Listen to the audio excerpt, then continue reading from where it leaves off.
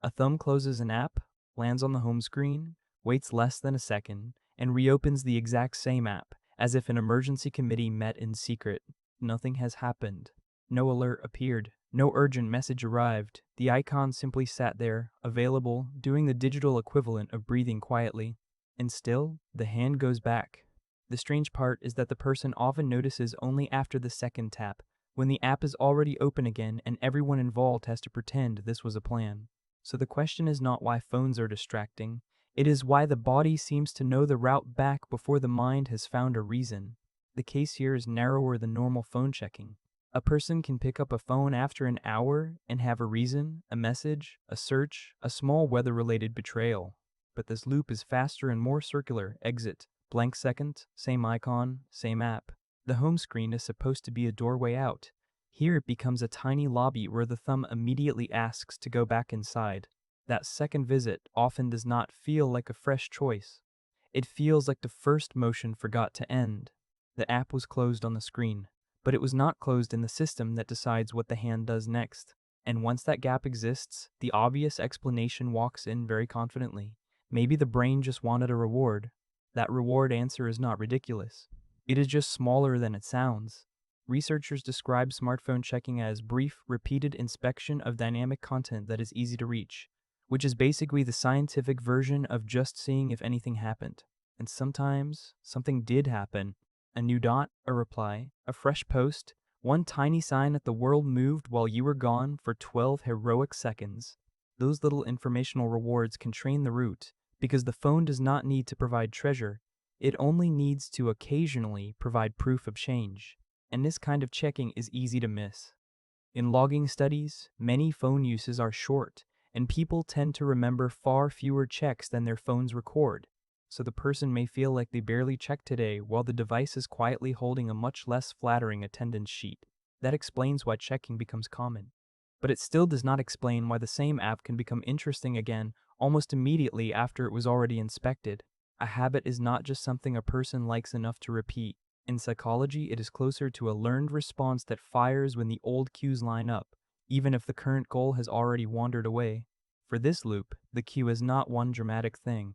It is the home screen, the familiar icon, the resting thumb, the tiny empty beat after exit, basically a very small runway for a very unnecessary flight. The person may close the app with one intention and tap it again through a route their hand already knows. By the time the mind shows up with the clipboard asking why this is happening, the app is open. So the second tap is not always a rebellion against the person's plan. Sometimes the person is simply arriving late to behavior that started before it asked permission. A random object on the desk does not become new because you ignored it for 1 second.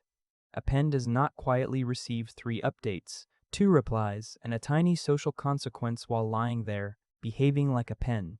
Apps are different. Messages, feeds, replies, likes, news, little dots of movement, they all teach the same uncomfortable lesson.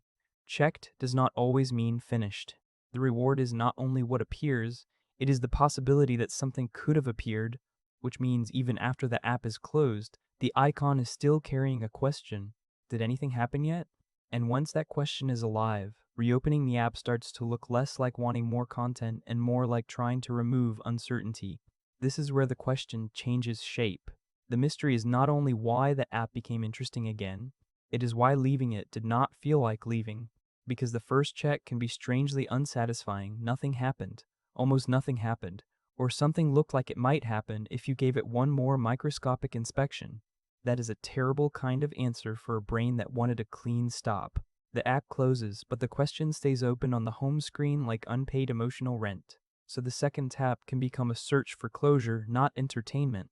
The person is not necessarily asking, what fun thing is inside? They may be asking, can I feel done yet? And that is why the usual suspect starts to look too simple.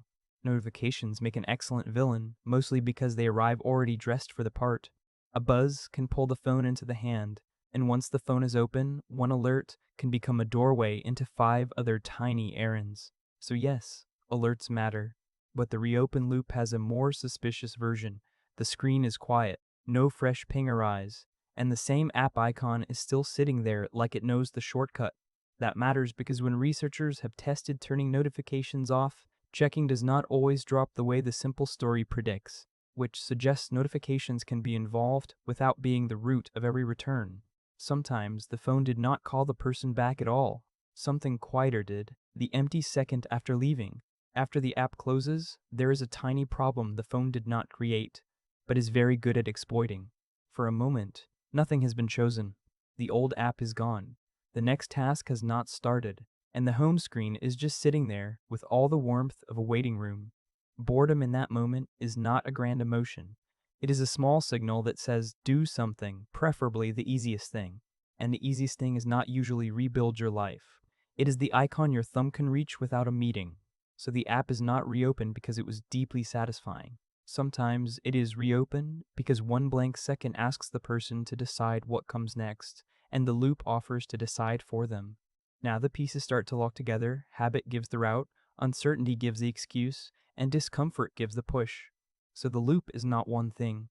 It is the learned route from home screen to icon, the app's promise that something might have changed, and the uncomfortable little pause where no better next move has arrived. Together, they form a very small machine. Close the app, land in the gap, see the button that can answer the question again. The phone has turned the app into a reality check button, which sounds dramatic for something that may only confirm that absolutely nothing happened. But that is the trick. The button does not have to deliver news. It only has to offer the feeling that checking again might settle the doubt. So the second opening is not a character flaw. It is a tiny system solving a tiny discomfort badly. So return to the thumb. The app closes, the home screen appears, and for one small second, the phone looks quiet enough to be innocent. Then the same icon is there again, holding the same tiny question. Maybe something changed, maybe it did not. The tap is still a little absurd. Tiny emergency committee behavior remains. Tiny emergency committee behavior. But now it is legible. The brain is not always asking for more app. It may be asking for one more clean answer from a place that never quite says done. The second tap is not always a search for something new. Sometimes it is a search for the feeling that nothing new needs to be checked.